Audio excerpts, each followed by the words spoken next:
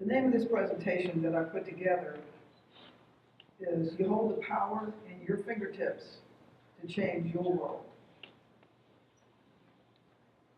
I'd like to ask everybody in this room who's over 50 to stand up.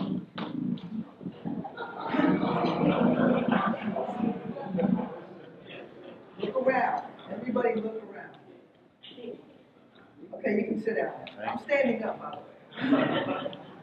I'm not going to belabor the obvious. Everyone here who's over 50 bushwhacked a trail for y'all. I'm here to tell you that it was painful in the beginning.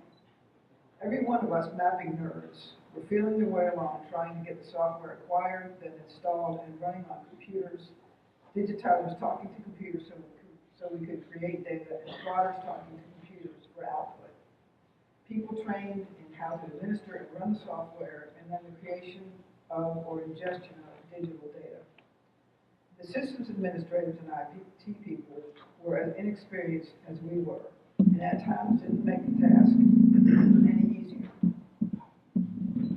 This is what it looked like when I got started. This is a Fortran coding sheet, and I still to this day put crosses through my Z7s and zeros because you had to on a Fortran sheet. So what you would do is you put your code on this sheet. I'm pointing to it, like you can see it. And a person like this would get it in. It's called Keynote Operator, and they make these cards and they make these decks. And if you take note, all you guys remember, see that slash across the top of the deck? That's a whole deck of cards. If you drop the deck, which was like a criminal thing to do, that slash would allow you, Lynn Shirley's back there left, that slash would allow you to put the deck back together. Sort of. This is a card reader. You stack the deck in there. See the place where you put the deck. This is what they looked like at the time. They were cold. They usually had raised floors. You had to keep sweaters in the computer room. And this was the output. Lynn, when I took computer mapping from Lynn, this is overstrike math out of SIMAP on the dot matrix printer. This is what it used to be. I mean, you can kind of sort of see it, but not so much. So a Fortran 77 deck running batch on the mainframe for those IT folks, you bet, no problem. This newfangled computer mapping stuff running on something called VAX or a Unix machine. An ARC info license for the USGS water office here in Columbia in 1988 was $60,000. The training was a mind-numbing 2 weeks in Miami. Jack himself signed my certificate. ArcInfo 3.0 is where we started. I did some research with the USGS headquarters staff on the license at the USGS water office here in Columbia. He reckoned that we were customer number 69. Dave had us beat, though. His customer number was 7. He was using ESRI products even before there was ArcInfo. So we were all Vanguard users. And all the vagaries of dealing with the brand new technology, software, peripherals, training, and the rest. Not to mention the position descriptions. They were non-existent. We came from every discipline imaginable. Many came from conventional mapping, planning, landscape architecture, archaeology, photogrammetry, and a myriad of other disciplines. My own background was land surveying, drafting, and cartography, so my path was pretty limited. We went to the conference in the desert. We drank the Kool-Aid. We touched Jack's hand. And we're happy to be inducted into the cult and considered Andreads. Those were heady times. We were sure that we would be able to save the world with this technology if we could just get it stabilized. ESRI would stop versioning it, and we could get some base data that we could trust. Here's an interesting aside. When I was doing my research, there's a really lot of people still use Part 3 IX because of its robust functionality. The digitizer and the plotter with almost no documentation. What was a dip switch? Lynn, you remember the dip switches on the digitizer, and how did you set them? I remember fooling with the digitizer for days trying to get it to talk to the computer. About 8 p.m. on the third day, I was in tears. My kids were calling at the office wondering when Mom was coming home, and it still wouldn't communicate. My boss, the district chief, watched the invoices rolling in and admonished me, "This is damn well better be good, Lambert. And just when will you be up and running?" I wasn't the only one struggling. All the installations in the state were having the same problems, and so enough angst was enough. I was 40 years old and had never stepped out and taken a leadership role before.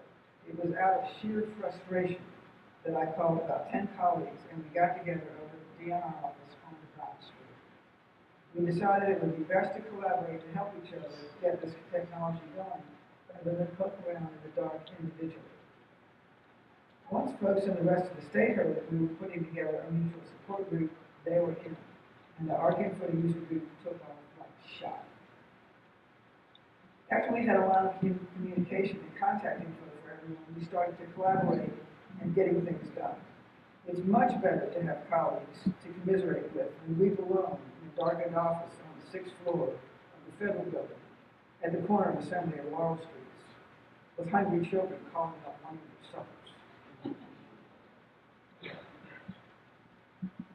Once we got everyone up and running and all the equipment communicating, we needed some base data upon which to operate. Heretofore, it was areas or a USGS quad sheet. If digital data were available, it was from the feds, most likely the USGS, who had a mandate for civil domestic mapping, or the Bureau of the Census, with their DOM file, later called the Tiger file. The South Carolina Water Resources Commission, I know this isn't the right logo, but the historic logo was available, so I made one up. And began creating South Carolina Water Resources Commission had begun creating digital data for the Ace Basin project, which migrated eventually to statewide. The State Development Board were also creating data for economic development. With regards to accuracy standards, metadata, symbology, and naming conventions, it was the wild, wild west. There were no standards of any kind, except for the very low res data created by the feds, and they weren't well documented and they weren't coordinated interagency. Most of the action was at the federal level because they had the bucks to create the data for their missions. Metadata was just a gleam in some meticulous data geek's eye. The Federal Geographic Data Committee didn't come into being until 1990. Ownership and liability issues were wide open. ERISA conducted heated debates about intellectual property rights of digital data, cost recovery, and liability. People got very hot under the collar about cost recovery and data licensing. In fact, my husband, Hugh Archer, he's the cute guy on the right. As general my husband, Hugh Archer, was general counsel for Plain Graphics at the time, and he debated Jack Benjamin in Atlanta on that very issue in the early 90s. Hugh knew he was in trouble when Jack brought out a flashy, finely finessed multimedia presentation. Hugh may have won the intellectual debate, but Jack won the hearts of the audience, as he generally does. A lot of messy, inaccurate data sets got thrown together for single purposes. Millions and millions of dollars were wasted on data creation.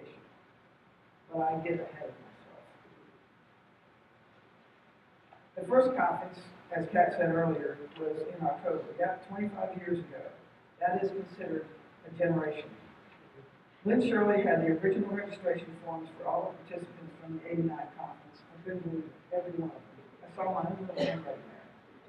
There were 53 people there. I gathered information last week from this conference organizers, and there were 250 registrants for this conference. There's probably more now, I'm sure, because I always registered. Dave Cowan was the keynote. He also led a panel called Digital Data for the Arcing for a User, Lines and Tires to Bear, oh my. Tiger file, yeah. Analysis of the two conferences shows some interesting differences. The private sector was the largest sector represented in '89. This year, is counties, and there are by far more county and city participants than any other sector. It makes sense because there are so many more of them, and because the really robust applications in higher data are in those sectors. I would never have imagined that the handful of frustrated people who showed up one afternoon to deal with would grow into this group. I was in Columbia last year when y'all gave my former next-door neighbor, colleague and friend, Jim Scurry, a Lifetime Achievement Award. I came over and crashed your party just to see him get the award along with some other vintage GIS people. I wasn't expecting to see a lot of people, but when I walked down the hall and into the room where y'all having lunch, I was stunned. The place was packed. This place was packed. And I had trouble finding a seat. And by the way, the lady, thanks for the lunch. It was pretty good. I thought about wandering up to the podium and edging the speaker over to tell you that I had started the group 24 years ago. Look what you've done with yourselves. They're good breeding stock. Needless to say, I was very gratified and proud to see the room full of 10 young people. Something went right. So fast forward through many GIS softwares, base data creation, ESY products, conversions, and orders of magnitude of computing power to now. Now technology is not the problem for sure. Y'all have every bell and whistle you might need and the ability to create your own. Maybe access to it is a problem, or training, or funding to keep licenses current. In preparing for this talk, I questioned some of your colleagues. I asked them what keeps them up at night. Not naming any names, of course, but here are a few of their concerns. Budgets instead of funding. Funding and managers don't get it. Coordination and collaboration. Single vendor focus. Education and training. The early part of my career was with USGS as a cartographer and a geographer in the South Carolina and Kentucky Water Office. Later in my career, I managed the Kentucky Office of GIS as the executive director. Then I worked on interagency personnel agreement and IPA as an instrument to trade people between governments. As a liaison at the USGS Mapping Division, working directly with senior staff both at USGS headquarters and at the Department of the Interior. I'd like to share some things that I learned about actually carrying out state-level GIS coordination and then studying coordination from the federal level to the local level as an intellectual exercise, ending with several white papers with concise recommendations about how to engender multi-level, intergovernmental, interagency coordination for the purpose of appropriate, scale, refresh, and available base data and data sets. And that's a heck of a nonsense. The issue of budgets, stable funding, coordination, and collaboration are all linked together inextricably. One thing that strengthens coordination is an organization at the state level that speaks for users of geospatial of all stripes. There are several states around the country that have such organizations. One in Kentucky is called CAMP, the Kentucky Association of Mapping Professionals. The purpose is to bring together individuals who are all involved in mapping in any way, rather than focus on one application of software specifically. They threw camp open to everyone concerned with mapping. They include land surveyors, demographers, planners, and emergency personnel. It's a diverse group, and in that diversity is their strength. When they come together with an issue that needs to be addressed, they are effective in causing a threat of their influence. Inclusion, the Big Ten, works well when there are complicated problems that affect a lot of organizations and need solutions. I'm not suggesting that SCARC should become SCAN, but it's something to think about. With regard to management not getting GIS, no, they don't. They haven't since I've been involved in the late 80s, and they don't have the time or the attention span to make a study. What they need to know is that it works. It helps the mission get the mission done that they're responsible for. It saves money in the long run. It makes their employees more efficient, and it makes them personally look good to their management. And that's pretty darn simple. Give it up if they will ever get it. Most managers are generalists who have organizational skills, some emotional intelligence, and are ambitious. That is, if they're good managers. Yeah, I've had them too. They also have the sense to hire good people to get the job done. If they have working knowledge of what GIS can do for the mission mandate and what you need to get that done, that's all they really need to be your advocate. Your task is to convey that information to your management in an understandable way without being condescending. I'd like to interject something at this point in the talk that grieved me, especially during the period of my career when I was working as the ED of the Kentucky office of GIS. Professional jealousy. Nothing is more disheartening or destructive in a community. Van Morrison wrote a song about it called Professional Jealousy. It's as good a summation as I have ever heard. We in the mapping geospatial community, for the most part, are in it to make a difference. Certainly those of you who are in public service or the public trust. Oh yeah, and it's a lot of fun. Who have you ever told what you do and they didn't say, wow, that's too cool? You government geeks could all be making more money in the private sector, but you chose to make your difference as public servants. Here's something that I learned when I left public service and started a couple of renewable energy consulting firms. In the government, the squabbles and skirmishes were generally over turf. Yeah, you have to defend your budgets to the funding entities, fiscal courts, legislatures, and such. But more differences were over turf. However, in the private sector, competition was very straightforward and all about winning jobs and money. Much clearer and less destructive. Instead of the just do it of Nike fame, I'm saying just don't do it. Don't introduce angst into your business setting. Get up over it. As I've gotten older, I've valued harmony and truth. Byron Katie is a person who is currently operating as a teacher and leader here in the U.S. and internationally. And she has a set of 4 questions you can ask yourself if you are a truth seeker. Which, by the way, brings home. And here they are. 1, is it true? 2, can you absolutely know that it's true? 3, how do you react? What happens when you believe that thought? And 4, what would you do without that thought? The next time you find yourself passing on information to a colleague about a situation, program, or person, ask yourself at least the first 2 questions.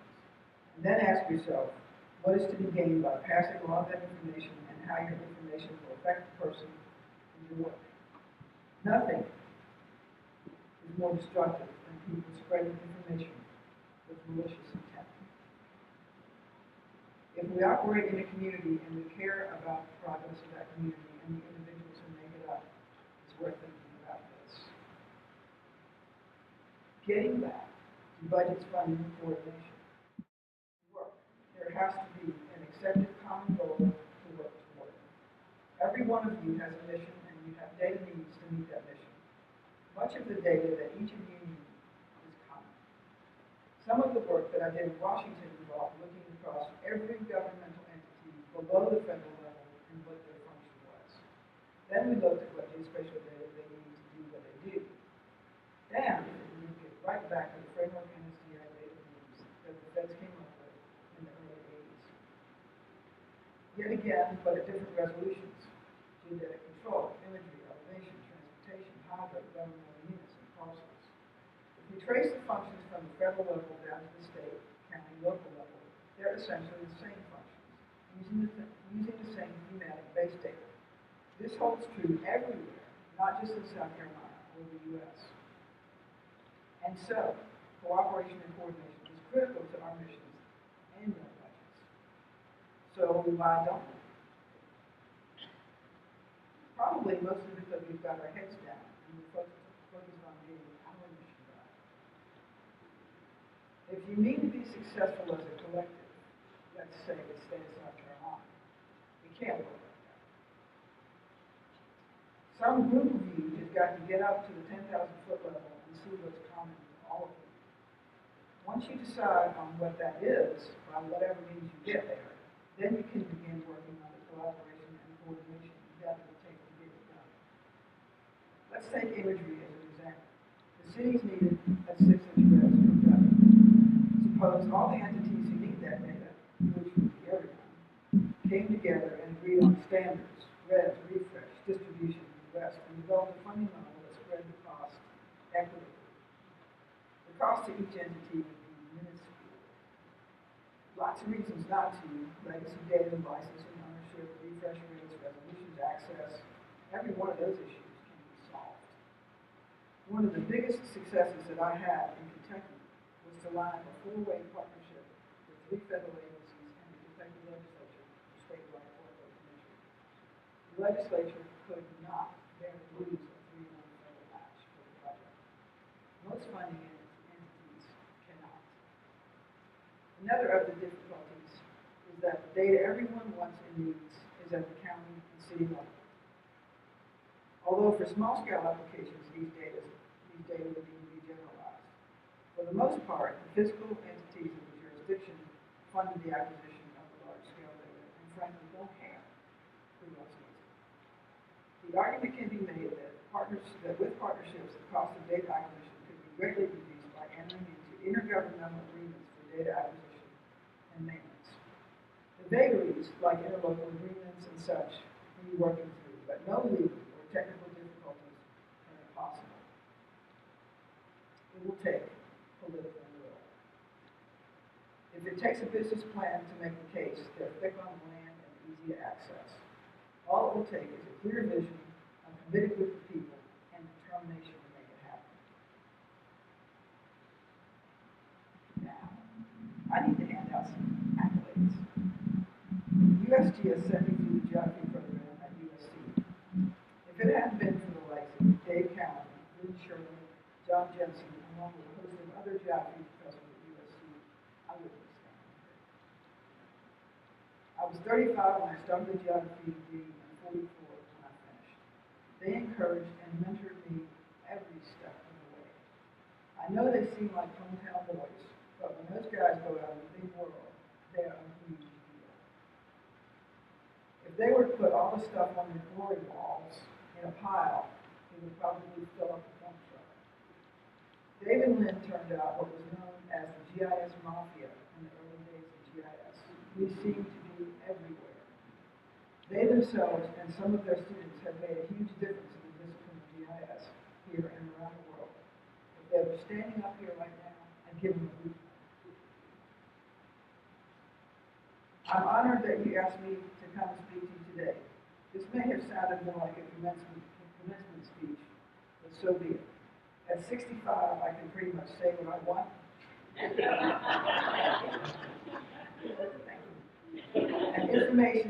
I have information I think relevant to the next generation after a long career mapping the Earth. I've often said that I understand the Earth way better from 60,000 feet above it than I do down here.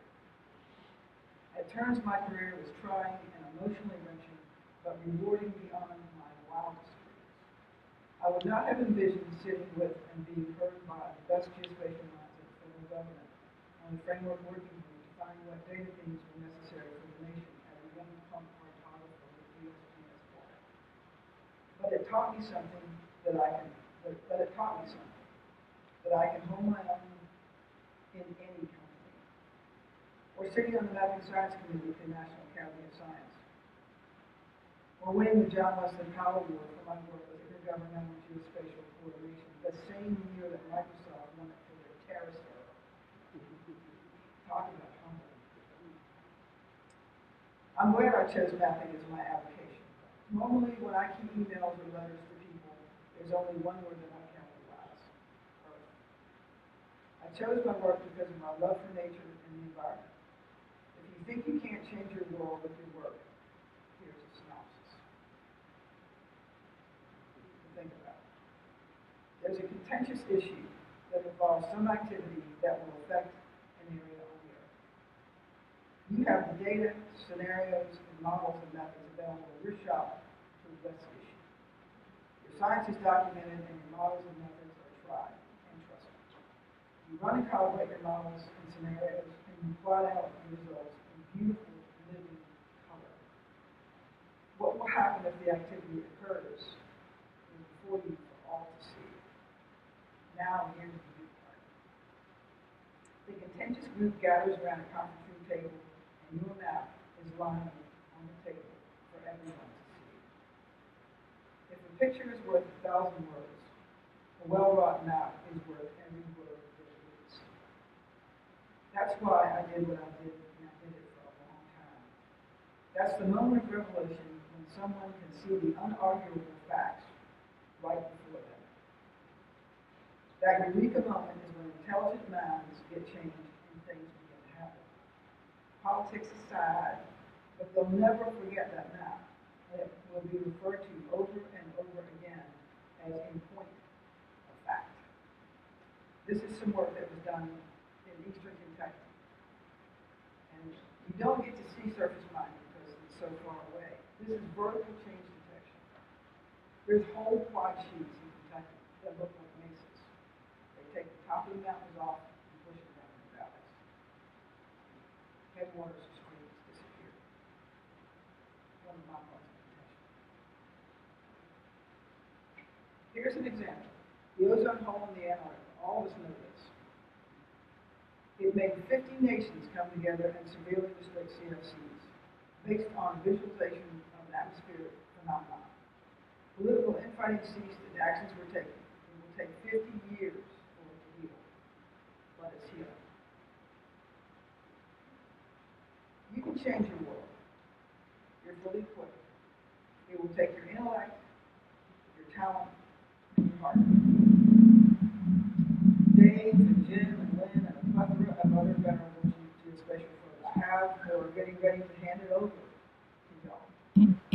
All those people that stood up who are over 50. You're the next generation. There are huge climactic, environmental, social, and political issues that are bearing down on you because of unwise decisions made based on the bottom line only for the most part. It's going to take all you've got to rectify what's coming down.